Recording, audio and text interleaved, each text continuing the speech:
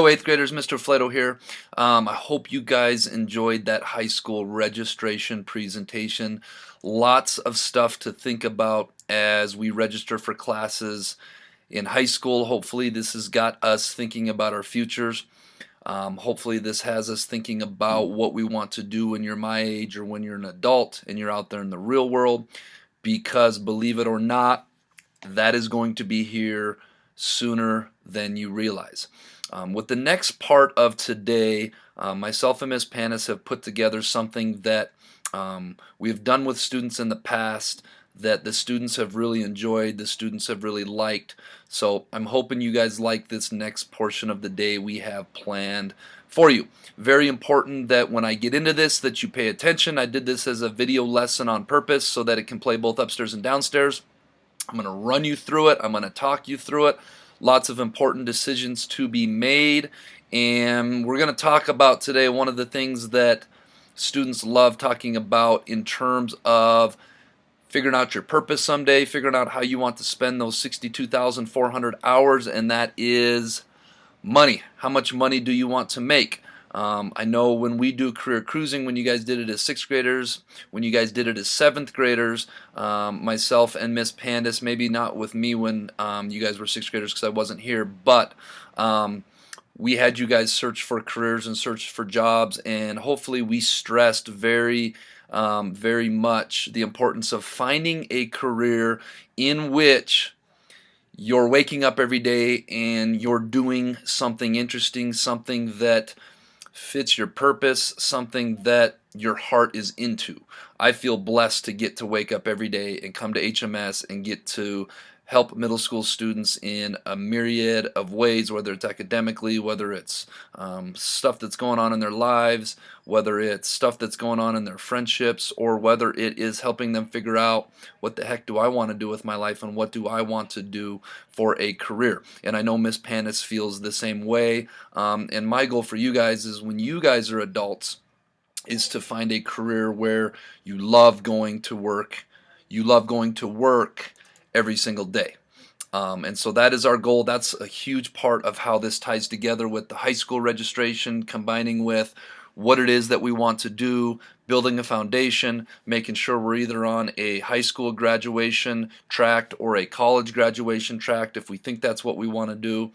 As I'm sure the high school people said, you don't have to have that all figured out today, but as we get older, we get to this point where we got to start thinking more and more about these things. So today we're going to do an assessment. I'm going to run you through it. It's kind of fun. It has to do with money.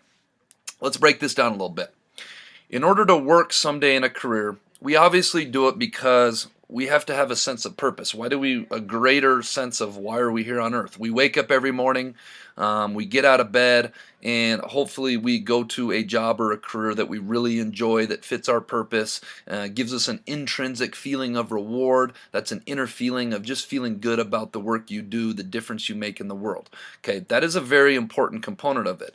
But the other obvious component of it is we do it to make money, and we bring a good or service to the table in a community, and we find an employer that will in turn pay us for that good or service. So what's a good or service? To produce a good or service? Well, the service I provide is as a school counselor. I get up every day, I provide services as a school counselor so that the school district can give me a paycheck so that I can pay for things like my house payment that comes due every month, my car payment that comes due every month, my car insurance that becomes due every 6 months, my car licensing which becomes due once a year, so I can buy food, groceries once a week, so I can pay my utilities, so I can buy clothes to wear, so I can go out and have fun and entertainment, so I can pay to get my hair cut, so I can buy shampoo and soap and razors so that I can shave and look professional. All these things are things that you need money for, and you really can't escape that component of it. And so today we're going to focus on that component. Now, Miss Panis and myself have talked at length about this, and our guidance or advice to you guys is figure out what your interests are, which we've hopefully done with career cruising. And that may look like a career cluster that we fit into. I know my career cluster is education and training, or if we look at Holland interest types, mine is social. Figure out what our interests are, and then we combine that with what our values are, and then hopefully whatever job that is fits within our capacities. And our capacities are our natural intelligence level, our natural ability to do something. We go and we follow that. We figure out a job that meets those things, or a career that meets those things, and then we figure out, okay, how much money does that pay?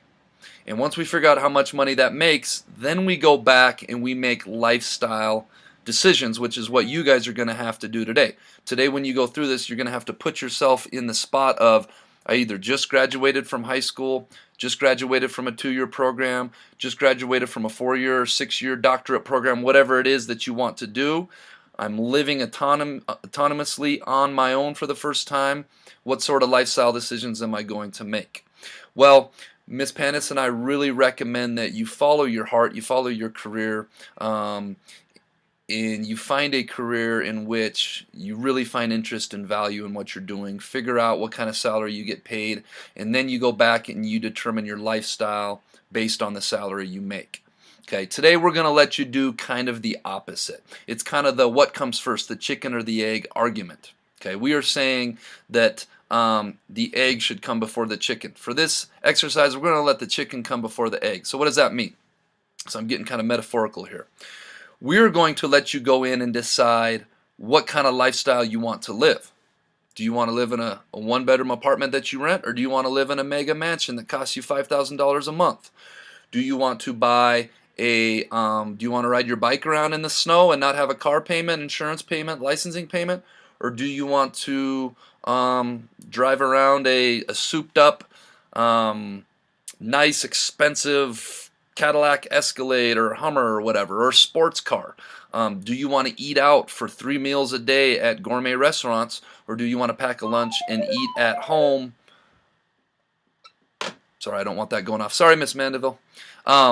Or do you want to eat at home every day? So you guys are going to have to go make these decisions. You're going to go make these decisions, and then from there you're going to figure out which jobs, which cluster types fit that. So you can go figure out, okay, if I want to live this lifestyle, I need to make this amount of money every year. And from there you can narrow it down by career cluster. You can narrow it down by how much education post high school you want. You can narrow it down by, I believe there's one more component. When I get in there we'll look at it. So your teachers will be in there helping you with this. Ms. Panis will be helping you with one group. I'll be with the other. So I hope you guys enjoy this activity. This is an opportunity for you guys to combine high school registration with careers, and start thinking about, more importantly, what kind of job or career do you want to get into, and what kind of lifestyle you want to live, because as an adult, these are very important decisions you have to make, that we all have to make, and it's kind of going to be a fun little trial run here to try this on. So this is something that I hope you guys have fun with. This next part of the presentation is going to be, I'm going to be running you guys through how to access it, how to get into it, how to do it. So I hope you guys like this assessment. Alright, at this time I'm really asking everybody, I'm pleading with everybody to please pay attention, so as teachers don't have to go through and explain this 200 and plus different times. I'm going to take you through how to access the Montana Career Information System website. If we go to Google on our internet browser, we're simply going to type in MCIS Montana, and that will bring us up to Montana Career Information System, into careers. It should be the top link, and we can go ahead and click on that. Our username is going to be Helena MS, as in Helena Middle School, and our password is going to be PLAN, PLAN 7, the number 7, ING, and that should be on the marker board in the room you are at, in case any of that gets confusing.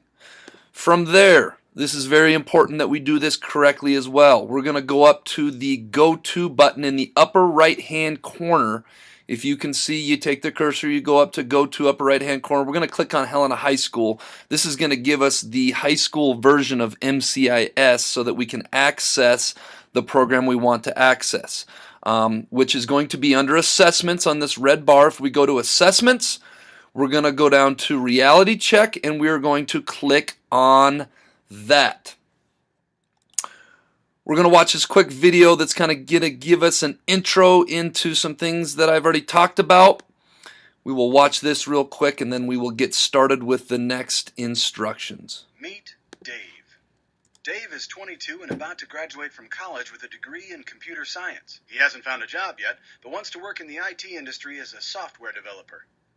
Dave plans to make $150,000 a year, live in a big house, drive a sports car in the summer, and a big truck in the winter, and take lots of vacations with his friends, where he spares no expense. Unfortunately, Dave's plans aren't very realistic. Dave needs a reality check. Entry-level software developers make about a third of what Dave plans on making, which means Dave's house won't be quite as big. He'll have to trade the sports car and truck for a more affordable option. And we'll have to settle with fewer, less extravagant vacations. Given time and hard work, Dave might reach his original plans, but at this stage of his life, they weren't realistic.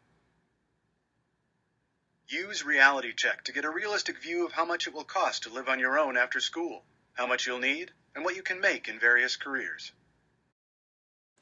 Okay, once we are done watching that video, which we're actually not going to watch because we all just watched it together, we're going to go down and click on Get a Reality Check or Start Your Reality Check.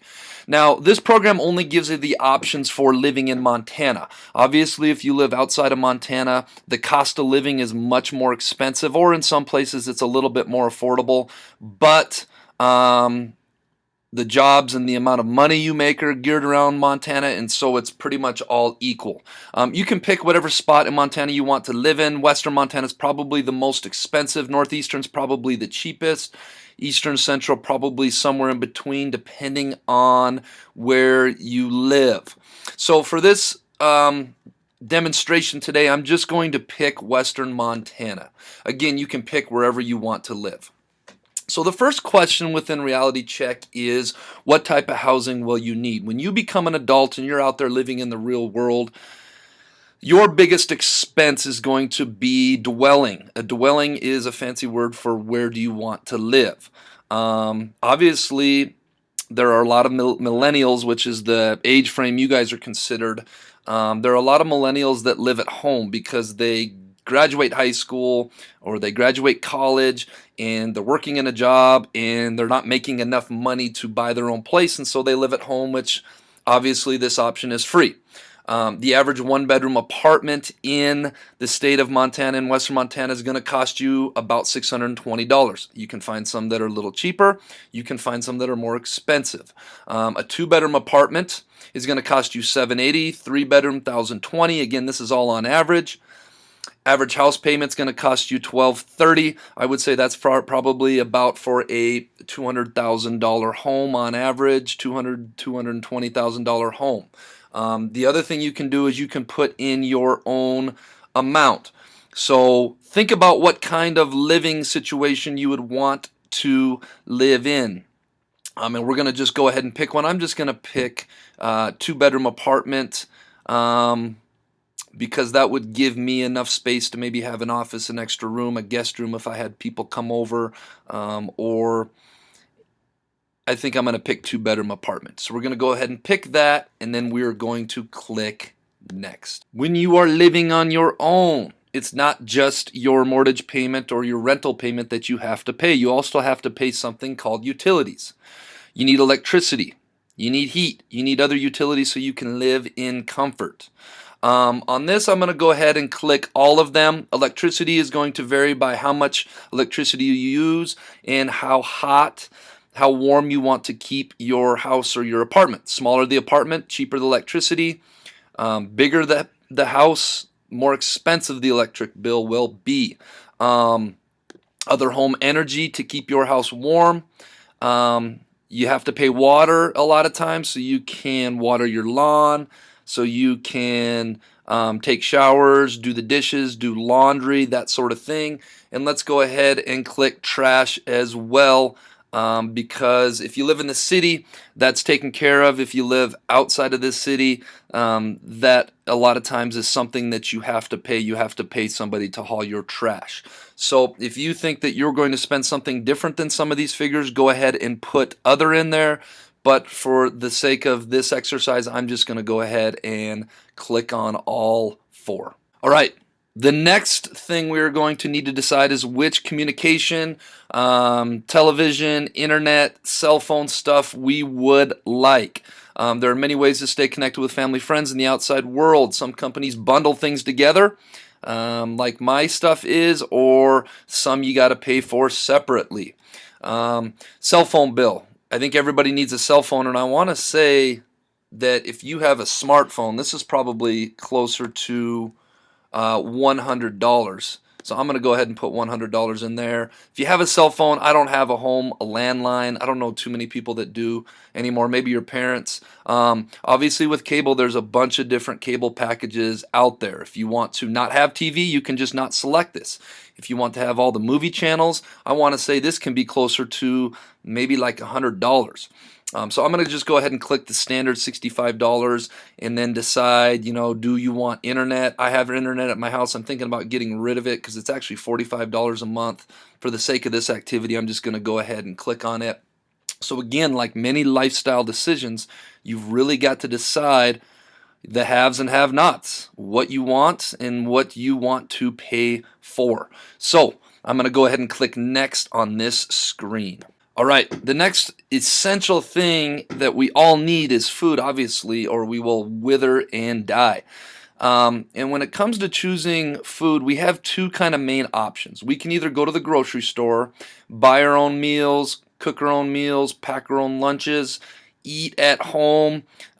This isn't as glamorous as eating out. Obviously, there's work that it entails to cook your own meals, but the cost is a lot more affordable. The other option is eating out. And eating out is a convenience. Eating out is there's no preparation. You don't have to clean up after yourself.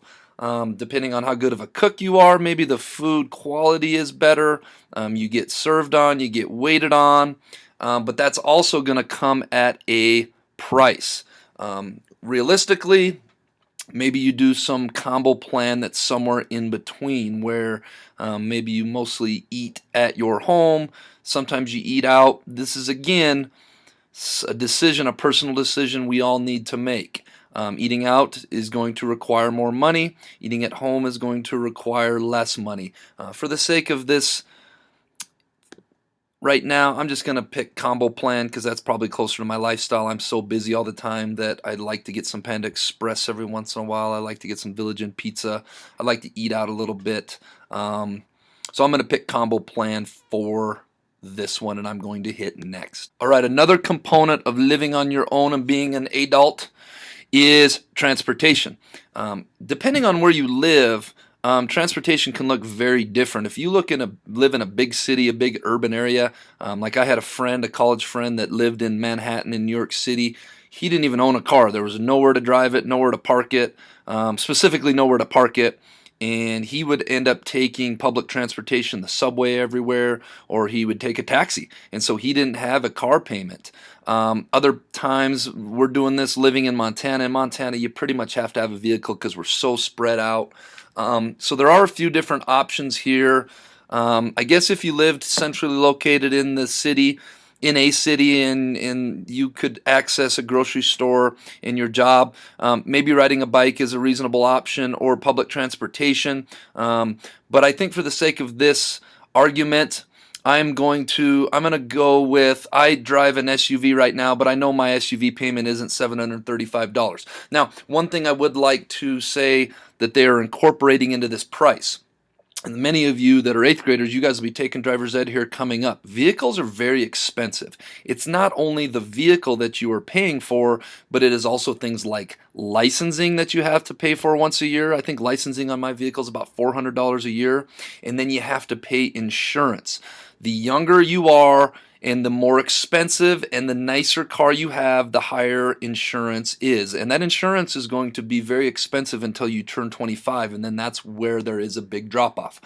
You may say, why 25? Well, that is in part because your brain is fully developed at 25, specifically your frontal lobe, which determines your decision making. And when teens aren't making good decisions behind the wheel, it can be very expensive. When I was in high school, I got into a lot of crashes and I actually lost my insurance for a while. I was a bad driver there for a while when my frontal lobe was not fully developed.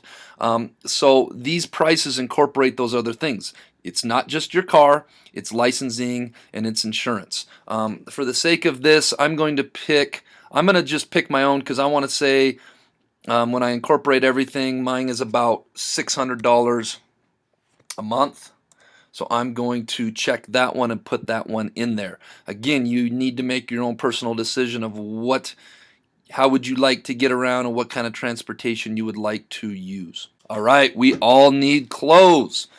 Now, some of us like to buy new clothes. Some of us like to have new clothes. Everybody needs clothes to wear. The good thing about clothes is you can wear them over and over until you outgrow them. But when you're an adult, you're about the same size. Some occupations require that you wear a certain wardrobe. Like I can't come dressed. I'm doing this. Today's Monday. We're off school today when I'm recording this right now. So I'm in a hooded sweatshirt and some sweats. I can't come to school dressed like this. If you're a professional. So everybody needs to decide how much money they want to allocate for clothing every month. Again, this is a personal decision. I'm just going to buy like what I have. I don't spend a whole lot on clothing. Maybe I'll buy a few basics. I'm going to budget $50 a month. Again, you do what works for you. All right, healthcare. Healthcare is become a huge deal in our society. Healthcare is a very complex thing. When you're an adult, it's very important you have health insurance. Why? Well, let's say you don't have health insurance and you get in a bad vehicle accident and you rack up $20, $30, $40, $100,000 in medical bills. If you don't have health insurance, you're going to have to find a way to pay that back someday. And the government could come after you. They could come take your house, your vehicles. They could come take your family stuff. It's really scary. Depending on what kind of profession you have, and I was going to do a Bob lesson on this in the spring, and I think I'm still going to, but for the sake of today, I don't have time. A lot of times when you have a professional job, maybe a job that requires a college degree, or a job that is more heavily sought after with better benefits, a lot of times part of your payment or part of your compensation is going to be your employer is going to pay for your health insurance or pay for a big portion of it. If you are working in more of a low-skilled job that doesn't require heavy levels of education, that is lower on the paying end, there's a very good chance that you will not be getting health insurance paid for through your employer. And so when you go to pick your insurance, it can be very expensive. It can be up to $285 a month. You can buy it through work for cheaper, or you can go with no health insurance. And I still think with Obamacare, the $58 must be incorporating the fine. You get fined if you don't have it. But so we're going to go ahead and luckily right now I get mine paid through my job, so I'm going to put zero into here. I'm very lucky. I'm very fortunate to have that. But you're going to go ahead and pick your own option. Remember, a lot of times if you are in a higher in-demand professional type job, kind of the trend is a lot of those jobs come with one of the benefits is your company that you work for, me being the school district, they're going to pay for my health insurance. Others you may have to pay for or buy through work on your own. All right, the next one is what will you do for entertainment? Because we have to have fun in life. Can't just be all work and no play. Some forms of entertainment are very cheap. Some can be more extravagant, depending on, again, what kind of lifestyle do you want to live? How important is it to you that you are out doing things, enjoying your weekends, going out, going to the movies, traveling, going skiing, doing some of these things. Entertainment can be very cheap if you want to make your own fun. It can be very expensive if you're always on the go, going out frequently, spending a lot of money, so on and so forth. I'm going to pick mainly hang out. Some of the things I like to do is go to the gym, go hiking with my dog, rent movies. I'm kind of cheap in terms of entertainment, the things I like to do. Go mountain biking. One of the things living in Helena is we have lots of entertainment options, getting out in the outdoors for not much money. So again, you're going to have to pick what works for you. All right, personal care is something that's very important, that we keep our hygiene up, that we stay physically fit. Personal care items include haircuts, makeup, gym memberships, buying shampoo, buying soap, buying deodorant, buying toothpaste, buying toothbrushes, just these little random things that start to catch up, maybe getting a massage, so on and so forth. I know my gym membership is like $50 a month. Maybe I'll go with medium because I end up buying some soap, deodorant here or there. I'm not big into getting massages, and luckily I have short hair. I know for longer hair people, getting their hair done costs a little bit more than if you have short hair. So I'm going to go ahead and pick the $60 option for my personal care. It's important to take care of ourselves and be clean, be physically fit, be active. Shout out to our PE teachers, 8th grade PE teachers, Mr. Knox, Mr. Smensky, Miss Goebel.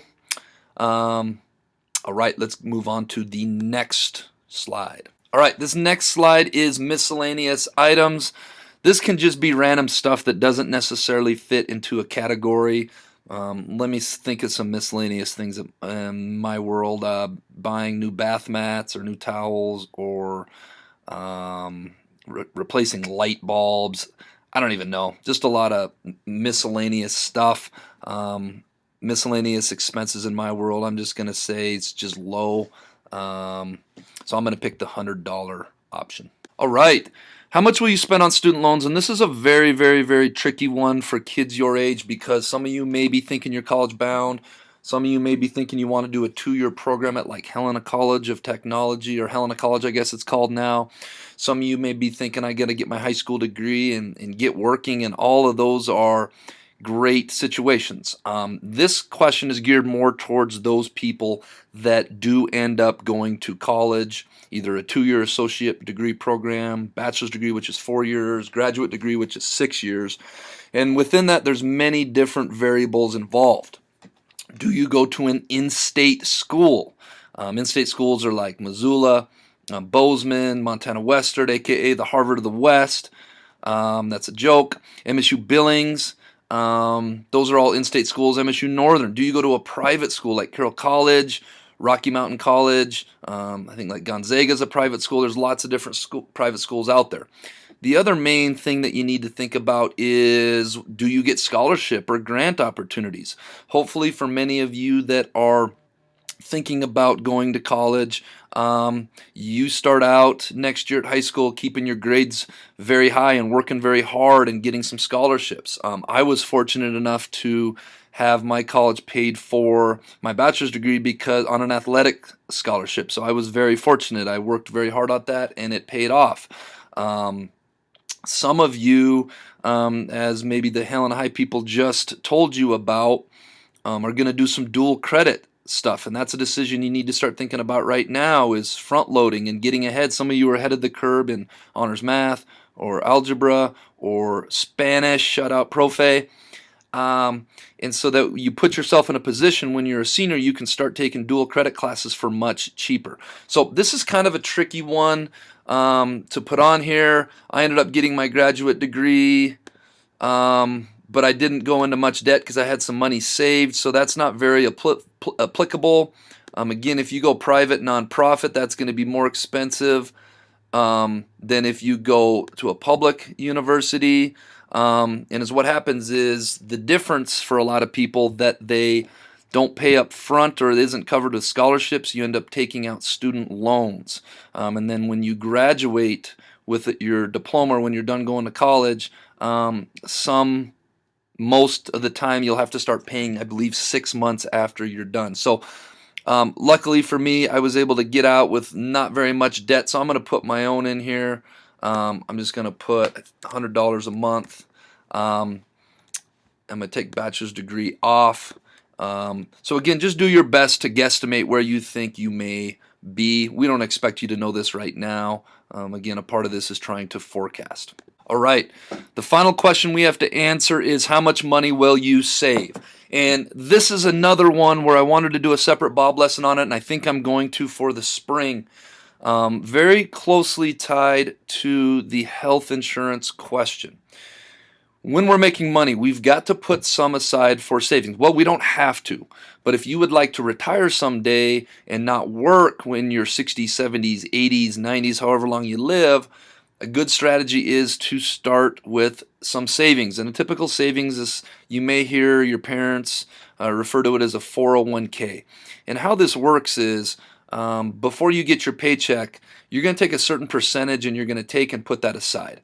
Now, a lot of professional jobs offer something called a 401k, where they say if you take 6%, we will match that. We'll give you free money. So now that becomes 12%.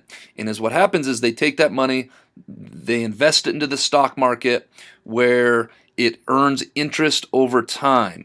And so by the time you get to be 55, 60, 65 years old, you have all this money saved up that you've been putting aside for all these years, and that money has doubled, tripled, quadrupled because of interest, and now you have money to live on, so you don't have to work when you get to be a certain age. Obviously, the higher the percentage you save now, the more that's going to double, triple, quadruple by the time you are ready to retire. Now, what's the downside of that? The downside of it is you won't have as much money to spend now.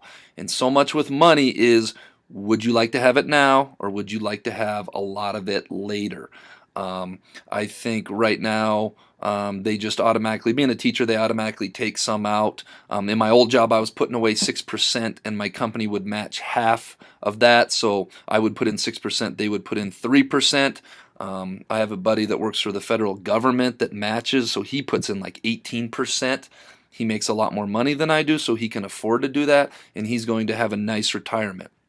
Some people, unfortunately, aren't making very much money, and as you can see from all these previous categories, all this stuff has really added up. So at the end of the month, I don't have money to save, and so maybe people put that at 0%. Now, the obvious downside of that is you're probably going to be working the rest of your life and never able to retire unless you come into money down the road sometime. So I think for this exercise, I want to say that they probably tax about 7% of the money I make, and that goes towards retirement. So I'm going to choose the 7% option. Again, you need to choose what works for you. All right, now that we have answered all these questions, below are the items and the amounts that I've selected. Now that you know what your expenses are, the next step is to find out which occupations pay you the salary you need to afford the lifestyle. So, according to this that I just went through with you, okay, after you take out federal taxes, which you have to pay to the government, after you take out state taxes, this is telling me that I need to make $43,000 a year in order to have this lifestyle that I have chosen. And again, this is just for me. So this is telling me that based on the lifestyle that I would like to live, that I just went through with all of you, that you guys are going to do on your own, you need to make $43,000 a year. Now, you'll remember I talked in the intro. We have two different ways of looking at this. We need to decide what's most important to us. I've talked about this with Miss Pandis, and we both agree that in guiding you guys as 8th graders, the best thing to do is go out there, prepare, and find a career that you're really going to enjoy. Because again, 62,400 hours is a lot of hours to work doing something you don't like to do. Our advice: go out, follow your heart, follow what's really going to give you fulfillment, what's really going to fill your sense of purpose every day. Figure out how much money you're going to make from that, and then build a lifestyle around that. Conversely, the other way you can look at it is to say, no, my lifestyle is more important. I don't care if I don't like my job. I want to figure out how much money I need to make, and then I'm going to go find a job that matches that. So there's two different ways you can do it. You can either put the cart in front of the horse, or the horse in front of the cart. We prefer that you put the horse in front of the cart. You figure out what your purpose is, figure out what kind of career you want to be doing, figure out what's going to intrinsically reward you every day, where you get up out of bed and you just can't wait to go to your job, because it's more than a job or a career. It's your purpose. It's what you're meant to be doing, and you get satisfaction out from doing that. So for the sake of this exercise, now I can hit next, and it's going to go in and it's going to ask me some more questions. Do you know how much education or training you plan to complete? I'm just going to say yes. If you want to go in, it'll give you different options of how much training you want to do. Maybe you want to do a lot of training in your situation where you can. Maybe not so much. So this is going to ask you, yeah, I have time to get a bachelor's degree, or I want to do that. Let's see, I haven't done this in a little bit. I'm just going to go ahead and hit next. So this is going to give me jobs that that I know are four-year degree jobs. Next thing it's going to ask is career clusters.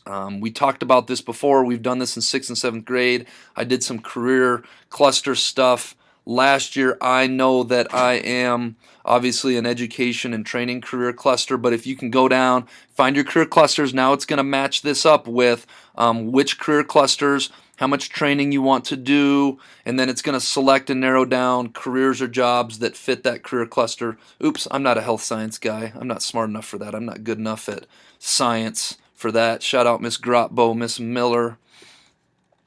Let me come up here a little bit. How did this do this?